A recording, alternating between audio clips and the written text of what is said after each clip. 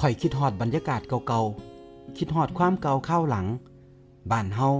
มันก็ซ้ำบ้านเฮานี่ล่ะฝันสูงหลายมันก็แทบสิเป็นไปบ่ได้เลยเป็นไทบ้านอยู่ง่ายกินง่ายบ่เดือดร้อนไผแบบนี้ล่ะหอดยามเฮ็ดนาบักเคนบักอาดบักเซียนพินกับบักแฟนตามันก็ซอยกันลงให้ลงนา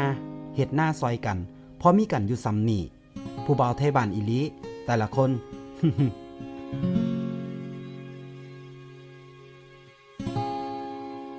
คนหนุ่มคนสาวไปหาเหตุงานผู้เฒ่าผู้แก่ก็เลี้ยงหลานอยู่บ้าน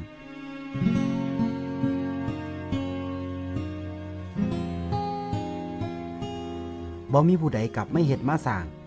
ซุ่มผู้บ่าวไทบ้านก็ยังไทบ้านอยู่คือเก่า